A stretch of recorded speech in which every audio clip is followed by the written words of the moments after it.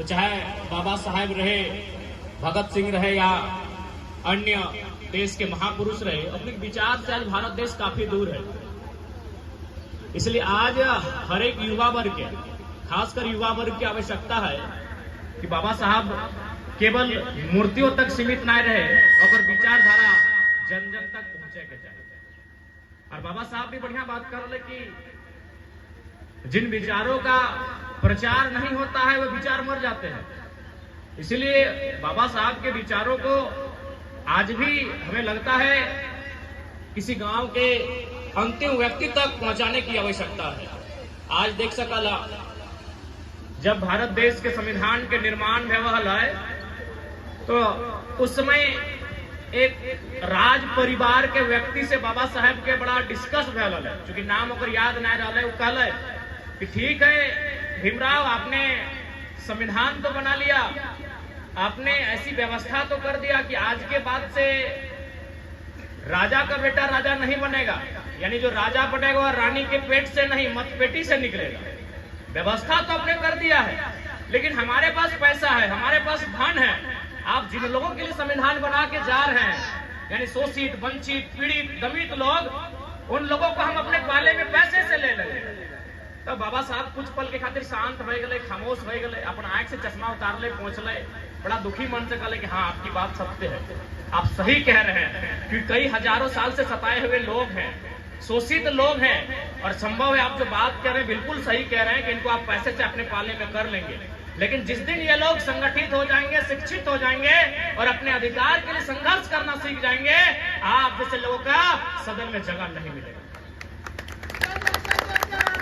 आज भी आवश्यकता है कि हमें ऐसे लोगों को सदन में लेके जाना होगा जो बाबा साहब के विचारों को मानते हैं।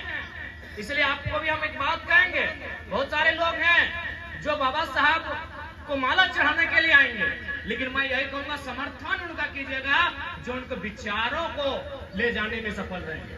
हमें आज देख ले, बाबा साहब के मतलब क्या है? शिक्षा शेरनी का दूध है, जो जितना पिएगा उतना दहाड़ेगा। बाबा साहब के सबसे प्रमुख कोटेशन में से एक कि शिक्षा शेरनी का वो दूध है जो जितना पिएगा उतना दहाड़ेगा। लेकिन आज जानकारी होना चाहिए, आज भारत देश में शिक्षा पर 18% का जीएसटी है और सोना और चांदी पर 3 से 5% का जीएसटी है। यानी आज भी समझना होगा कि जो लोग चाहते हैं कि गरीब लोग आगे ना आए, किसान, कामगार, शोषित, वंचित लोग आगे ना आए, आज भी उनको मालूम है शिक्षा ही शेरनी का दूध है जो जितना पिएगा उतना दहाड़ेगा।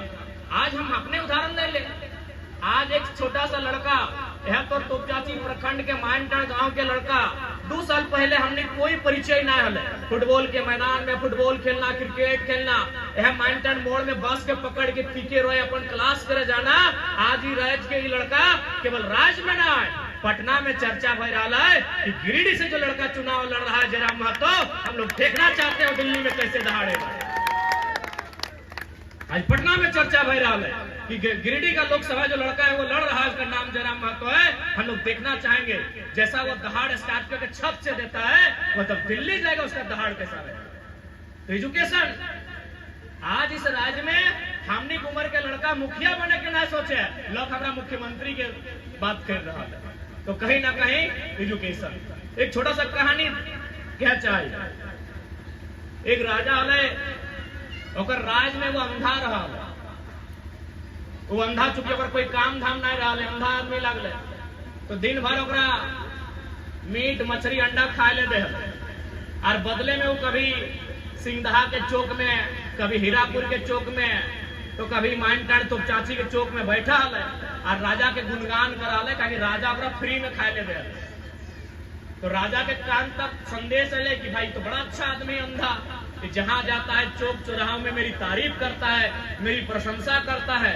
तो मंत्री के डाकले कहे, सुनिए मंत्री जी, आप एक काम कीजिए, इसकी आंखों का इलाज कीजिए। तो मंत्री कहे, राजा साहब पगला उगला गया कि यदि अगर आंख के इलाज करवाना तो सबसे पहले पर काला धन है देखो, इसीलिए अच्छा हो एक 2 अंडा के जगह 4 को खियाओ, एक फ्री में खियाओ, लेकिन आंख खोले काम नहीं करिए। वही हाल हमने से 5 किलो 4 फ्री में मिले तो, लेकिन फ्री में MA BA तक के पढ़ाई तो नहीं मिलतो। ये भारत देश की तस्वीर है। इसलिए आज हमने के चिंतन मंथन करे की आवश्यकता हो कि भारत देश की तस्वीर कैसा होना चाहिए, बाबा साहब के सपनों का भारत कैसा होना चाहिए, शहीद आजम भगत सिंह के सपनों का भारत कैसा होना चाहिए। आज सामाजिक न्याय पर आधारित भारत होना चाहिए, समाजवाद पर आधारित भारत होना चाहिए, लेकिन आज खोज के देखिए कहां मिलेगा वो भारत। और खासकर नारी शक्तियों के लिए तो बाबा साहब का बहुत बड़ा पैगाम था कि मैं किसी भी समाज की उन्नति उस समाज की महिलाओं के द्वारा की गई उन्नति से मापता हूं। यदि कोई समाज कहता है कि हम प्रबुद्ध समाज हैं, हम उन्नत समाज के लोग हैं, तो बाबा साहब कहते हैं मैं उस समाज की उन्नति उस समाज की मर्दों की उन्नति से नहीं मापता हूं, उस समाज की औरतों ने कितना उन्नति किया है मैं उससे मापता हूं। इसलिए आज समय के अभाव है, लगभग 15-20 जगह हमने के कार्यक्रम है। ऐटे कहा जब बाबा साहब के मूल मंत्रालय शिक्षित बनो, शिक्षा बहुत जरूरी है, संगठित रहिए, एकता बहुत जरूरी है और संघर्ष कीजिए। ताकि बाबा साहब भी आज अगर दुनिया में जाने जाते हैं तो अपने संघर्षों के कारण जाने जाते हैं, अपने त्यागों के कारण जाने जाते हैं। जब गोलमेज सम्मेलन हो रहा था, उनके भाई ने आकर सूचना दी कि उनके बेटे की मृत्यु हो चुकी है। उन्हें कहा कि तुम गोलमेज सम्मेलन को बाद में जाके अटेंड करना। तो बाबा साहब ने कहा कि मेरा तो एक बच्चा मरा है और वो वापस नहीं आएगा, लेकिन मैं अगर सम्मेलन में नहीं गया तो इस भारत देश के करोड़ों शोषित वंचित बेटों का सपना मारा जाएगा। और अपन मरे हुए बेटे को छोड़कर बाबा साहब गोलमेज सम्मेलन अटेंड करने गए। इसलिए आज तो बीच बहुत कम समय में अटे संदेश रहता है। बाकी पुनः बाबा साहब के नमन करे है, वंदन करे है, और विचारधारा जग में अमर रहे, बाबा साहब अमर रहे। जय झारखंड, जय झारखंड।